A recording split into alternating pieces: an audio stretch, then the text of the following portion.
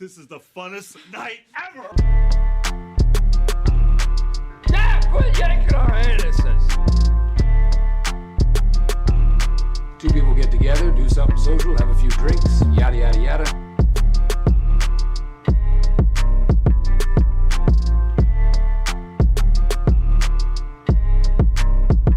It's called Two Brothers. Two Brothers. It's just called Two Brothers.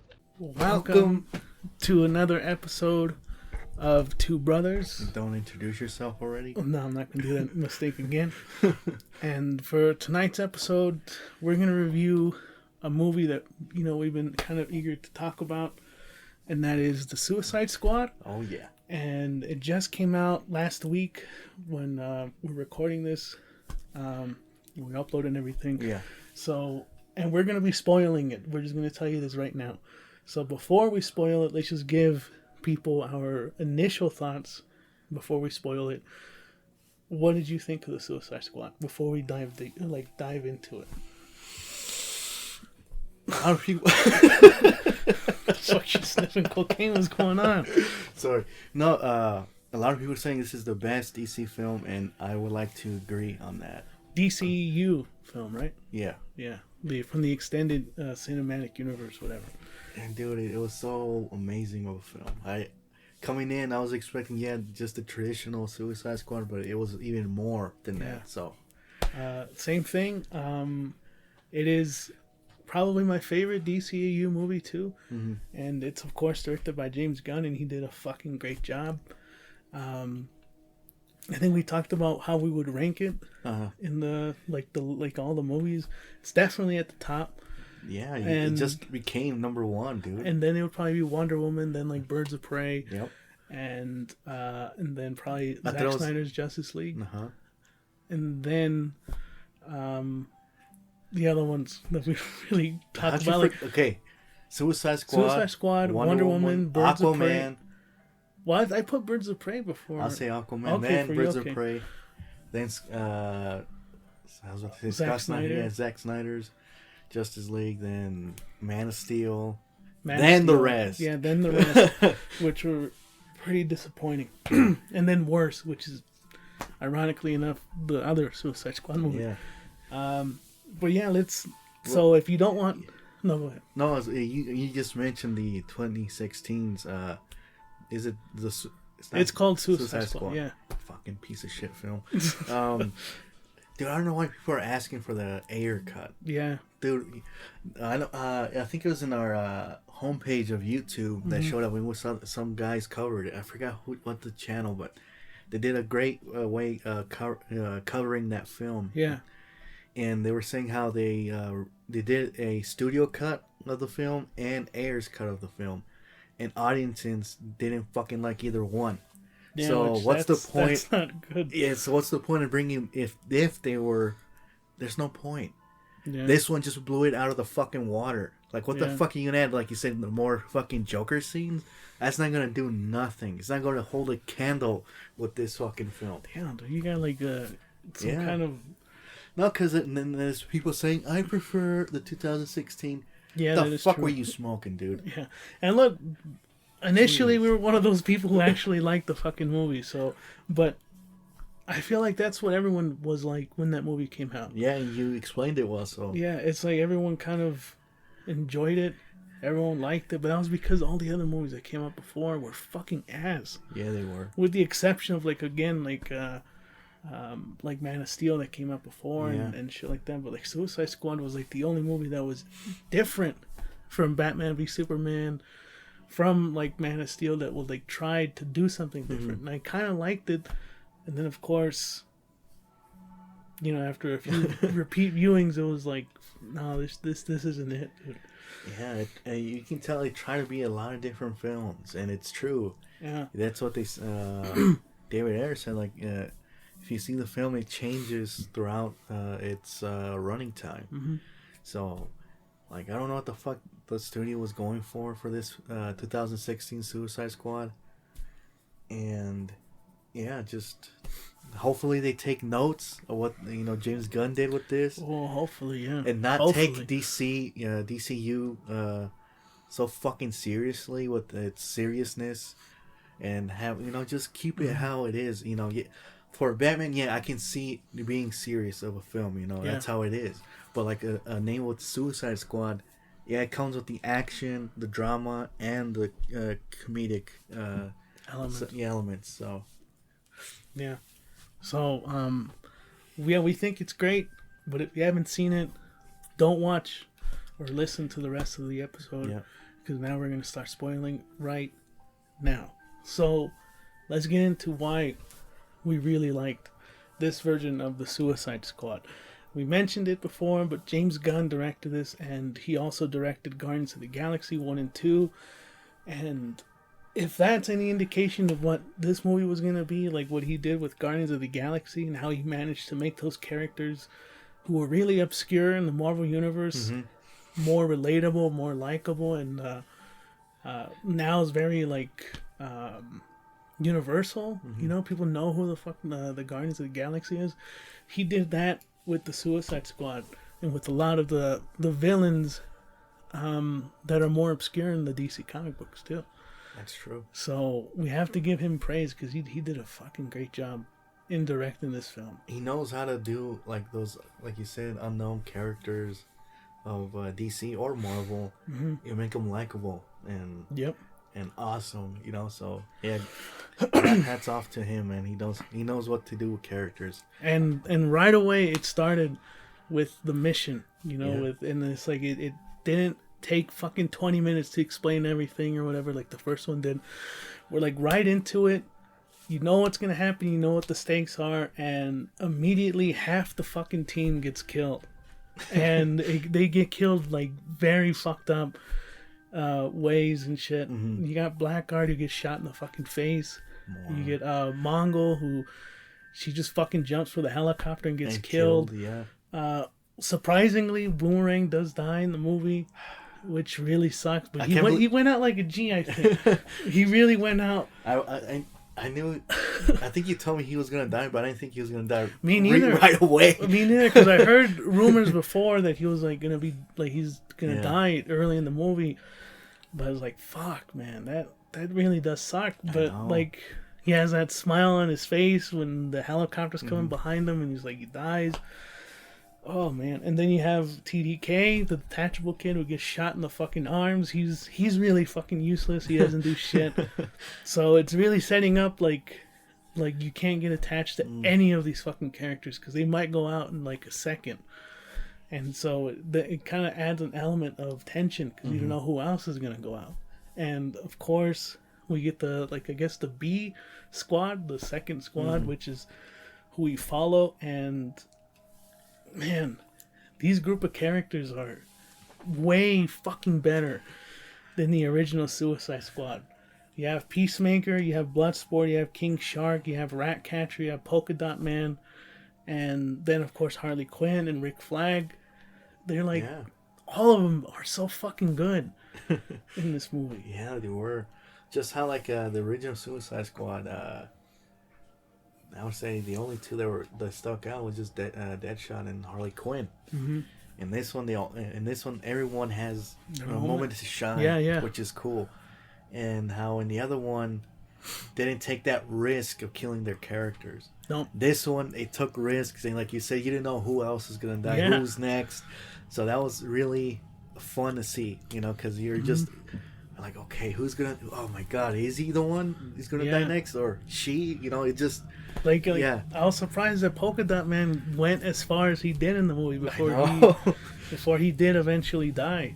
But yeah, it's like you take a character like him. Who's like, no one gives a fuck about who he is. But now after this movie, people have like a new, perception of him. Everyone likes him, and especially this version. You know how, I bet you anything. Okay, then now that DC saw how King Shark, Ratcatcher, like those obscure characters, you're gonna see them pop up more on the DC comics now. Yeah.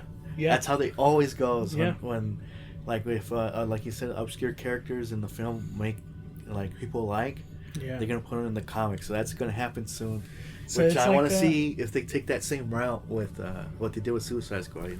I'm pretty sure they're gonna do that because like With Guardians of the Galaxy, like after that movie came out, Groot had his own fucking comic book. Rocket Raccoon had his own comic book. Everyone from that fucking each one had their own. I mean, I'm not saying that they didn't in the past or whatever, but like never to this extent where they were really popular. Yeah. And so I'm definitely gonna see maybe we're gonna see King Shark show up in his own solo comic book, or Bloodsport is definitely gonna, because he hasn't been in a lot of comic books.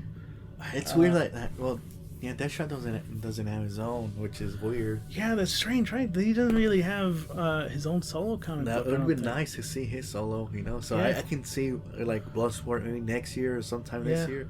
Yeah, so. Let's talk about the villain too, which is a huge improvement over the original Suicide Squad. I guess you can say the argument that's Amanda Waller is the villain, but the actual villain that they're fighting is so much fucking better than the Enchantress.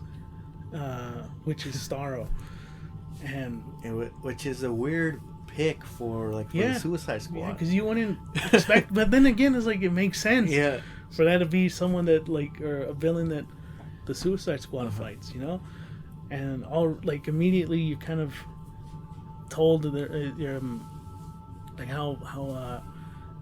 what's the word I'm looking for? How much of a threat he is as soon as he shows up, he starts to mind control everyone in the city, and clearly the Suicide Squad is not equipped to fight them alone, so they have to team up, and that's towards the end they all have their moment to shine, each character, and it's cool to see Harley Quinn use that javelin, and to stab Starro through the eye and shit.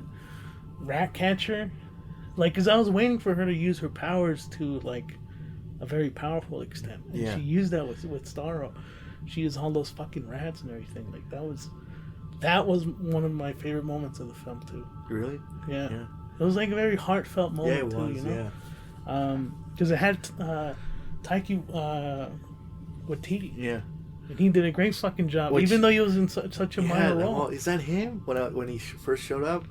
Well, he can't be, And when I heard his voice, I'm like, that's definitely him. So it was cool to see him in that, in the film. And he delivered one of the more powerful lines, which is rats are one of the most despised creatures, but they have purpose, and even if they have purpose, and so do we. And it's that kind of gets you, It was really good. It's cool how Bloodsport has the spies for rats and shit. Yeah, and in the end, the rat kind of cozies up to him and shit. He's trying. He starts to calm down a little bit. That was good. Kind of reminded me of Resident Evil. You know how every Resident Evil game it ends with them in the helicopter driving away and shit. Kind of reminded me of that a little bit. All right, what were you gonna say? That was. So I was surprised too by how Ratcatcher was the heart of the film. She really carried the whole team together. Even though we're in this very tense situation where almost anyone can die, she was very nonchalant, very casual and nice and kind. That was fucking missing in the original. Everyone was no soul, no fucking life, nothing. Good thing you brought that. With Rick Flag, dude, he's so fucking likable in this film. Yeah. He looks like he's a fucking dick in the last one. Yeah. He just likes to fucking push everybody's buttons, talk shit, and whatever. Yeah, the actor looks like he's who plays Rick Flag. He looks like he's having a good fucking time. In this one, yeah. Yeah, he looks like he's enjoying himself. In the other one, he looks like he was hungover the entire time, or he was crying half the time. But this Rick Flag, immediately when he's in the helicopter and telling everyone to calm down, he kind of already has a bit of some personality already, No, and it was cool how they landed on the island, and everyone's dying, and they can see their useless powers. Yeah. And he turns to Harley and is like, I didn't pick the team. Yeah, she was like what the fuck? And he's I didn't pick the damn team. That was really good. And, going back to, the beginning, we finally got to see an actual head explosion, unlike fucking Slipknot. Yeah, and Suicide Squad. Savant actually gets his fucking head blown off, which was awesome to see. And then it's cool how the blood creates the title card and it says the Suicide Squad. The music choices in the film, Again, fucking spot perfect. on. Yep. Everything was fucking good. Harley Quinn, I think, has the best action scene in the film when Yeah. she finally escapes and she just fucks everybody up, and That she was like cool. uses those 2 machine guns, and oh my god, yeah. I also like this version of Harley Quinn because like the Birds of Prey, Harley Quinn was good too, but this one was like, I don't know, More just- of her character. and more violent too. Yeah. I mean, not that she wasn't super violent in like, And I don't Birds think of- she wasn't really super violent in Birds of Prey, but like she was definitely, they took it up a Yeah. notch with this one. Another character we should talk about is Peacemaker. John Cena delivering his best role, Yeah. because you really like him. You know, he does some pretty fucking cool shit. He's likable, and I don't know if people heard my sigh is because, yeah, he's so fucking likable and he's hilarious, and he holds his name like so fucking high, like a title. Yeah. Like he would do anything for America. For Typically, liberty, yeah. I'll eat a bunch of fucking. This whole island was filled with dicks. I'd eat every dick. Yeah, Like, so- that yeah. joke. But towards the end, man, Towards the end, he betrays Rick Flag, yeah, and then he's like secretly working for Amanda. like it kind of sucked because he was, like you said, he was so fucking likable. Yeah. You see what he fucking was there for. Like, come on. And to see Rick Flag die, man, because like you just mentioned in the last one, he had no soul. And this one, you really like him, and then they fucking kill him off, which sucks, man. Yeah. But then, of course, which we'll get into his character in a little bit, Peacemaker does have, his comeuppance, I guess. Yeah. When Bloodsport finally, like, kills him, or I guess, quote unquote, kills him, Yeah. until he shows up back up in the fucking ICU, which is funny, he did put him in the ICU, didn't he? Bloodsport, like he did Superman. That's cool. That's cool. That's a cool way Yeah. to put it. That's cool. Yeah, and then he comes back, he's not really dead. Well, that's or- cool how Bloodsport and Peacemaker like butt heads. Yeah, to be like who's the best, dude. like better alpha male. And then we shit. see who really is the best. Fucking Bloodsport. Which, let's get into it, dude. Idris Elba killed it as fucking Bloodsport. Fuck yeah, dude. We were talking about it, I think the same night we saw it. I think I enjoyed it more than Deadshot. I know. Even You that. know? Yeah, because Will It's a- Smith. Yeah, I don't know. Will Smith didn't. To me, looking back, he didn't deliver the way Idris Elba did with yeah. Bloodsport. But it's like, Deadshot wasn't terrible in Suicide No, Squad. he- Don't get me twisted. He was one of the better parts of that movie. Yeah.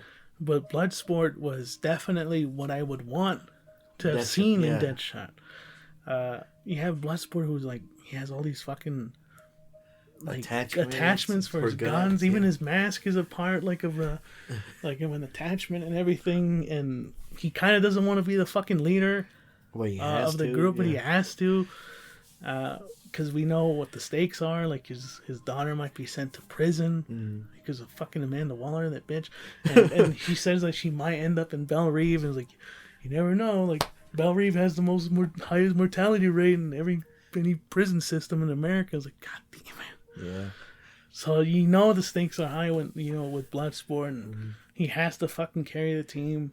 So he becomes the leader, and I like the line that Amanda Waller told him when in the beginning of the film's like, I'm gonna make you a leader, and then in the end he tells him again, like, I told you I was gonna make you a leader. I was like, kind of comes full circle, which is really cool. And then of course everyone has their moment with like comedic relief and everything, but I think King Shark really brought more of the funny parts in the film. He was so fucking like lovable, but also he's like really fucking strong. Yeah. The way he killed a bunch of fucking soldiers towards the end. When he ripped that fucker in half. God, that was like, whoa. Or how he killed he ripped that guy's head off, Oh yeah. put him in his mouth, and you see the guy kind of still. Yeah, that was cool. Oh my god, he's like gnawing on him for the rest of the movie. Yeah, man, it's I was surprised. I was really surprised by everyone in the movie, even the ones who fucking died. Like that little scene in the helicopter, like these guys are kind of like likable. Yeah, they're likable. I mean, they're probably not gonna last long, but they're likable. So everyone did a great job, even if they had a small role in the film. But the main cast just did such a fucking great job, and that's why I think I really like this film more than any other DC film. Is because of the characters. I think that's why. Sorry, I got scratch my. That's why Guardians of the Galaxy was really good too. Yeah. Was because of the characters. The characters really held everything together, and with this movie, it was no exception.